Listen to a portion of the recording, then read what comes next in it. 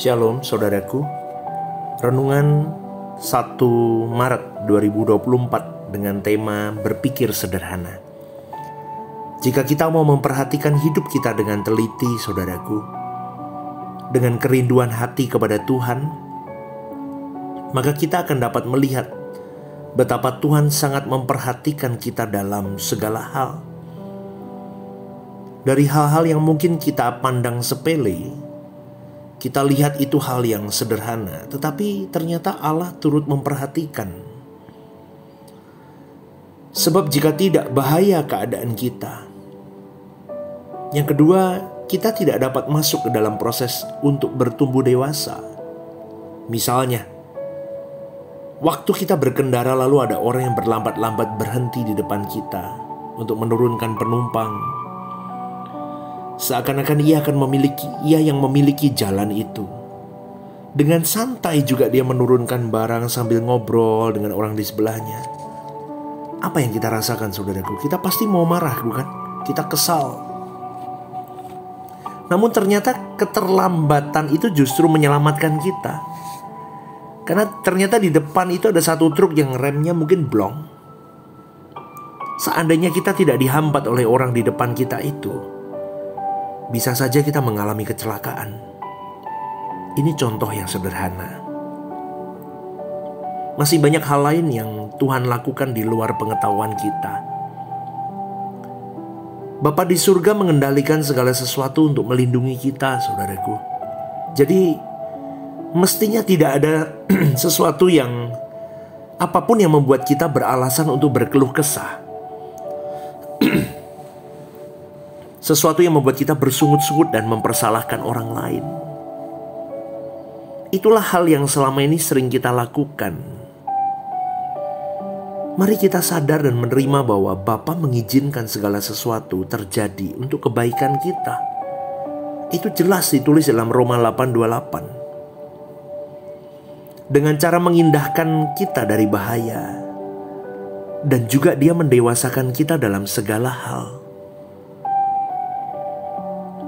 Di luar pengertian, di luar pengetahuan kita, di luar kecerdasan dan hikmat manusia, Allah mengizinkan segala sesuatu terjadi agar kita menjadi dewasa. Oleh sebab itu kita harus berpikir sederhana. Artinya tidak ada yang kita mau capai dalam hidup ini kecuali kita menyenangkan hati Tuhan. Dibuat simpel saja cara berpikir kita, saudaraku. Memang hal ini tidak mudah. Karena irama hidup kita sudah banyak yang rusak dan salah. Belasan puluhan tahun kita sudah keliru.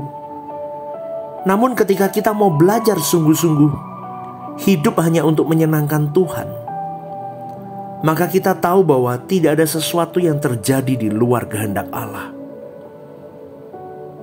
Jadi kalau kita bersungut-sungut, kita marah, kita mengomel, sejatinya secara tidak langsung kita memarahi keadaan dan memarahi Tuhan. Dan itu sebenarnya adalah sikap tidak hormat. Dan ironisnya, itu yang sering kita lakukan. Pada hari ini kalau Tuhan berbicara kepada kita, mengingatkan kita untuk hal ini, mari kita mau serius untuk bertobat dan kita tidak melakukannya lagi, saudaraku. Tentu kita perlu waktu dan juga berproses, tetapi jangan berlama-lama. Tuhan teliti dalam segala hal untuk menghindarkan kita dari kerugian, kecelakaan, malapetaka dan sekaligus mendewasakan kita. Untuk bisa menerima hal ini, maka cara berpikir kita harus teosentris. Pusatnya Allah, bukan pusat kepada diri kita sendiri.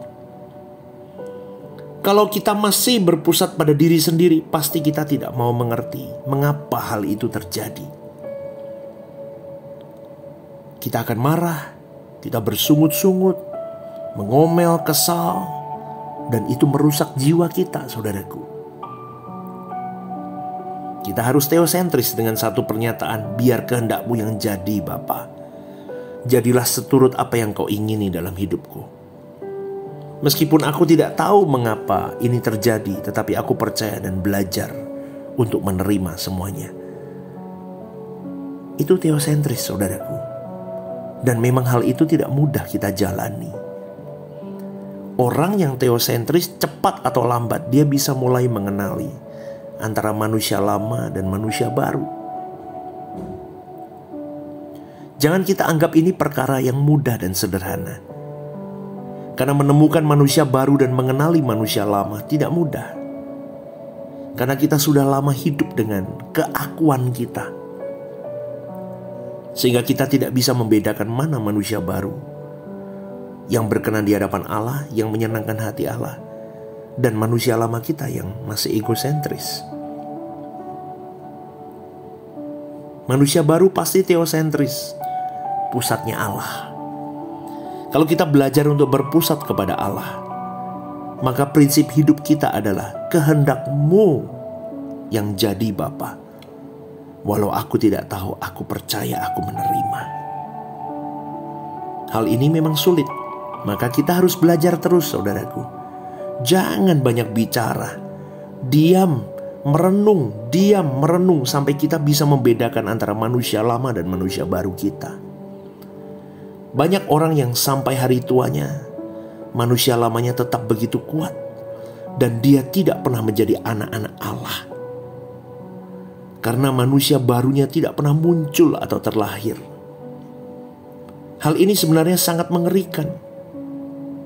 Allah bekerja dalam segala hal mendatangkan kebaikan. Artinya, bukan hanya menjauhkan kita dari bencana, melainkan juga menjadikan kita serupa dengan Yesus. Seperti dalam Roma 8:29. Ayat yang sebelumnya, Roma 8:28 mengatakan Allah bekerja dalam segala hal mendatangkan kebaikan. Ayat 29 berkata kebaikannya itu adalah serupa dengan Yesus. Itulah manusia baru yang dimaksud oleh Alkitab. Berpikirlah sederhana, saudaraku. Senangkan Dia saja. Dalam segala keadaan hidup, kita belajar untuk terus menyenangkan Dia. Kita fokus hanya kepada Allah.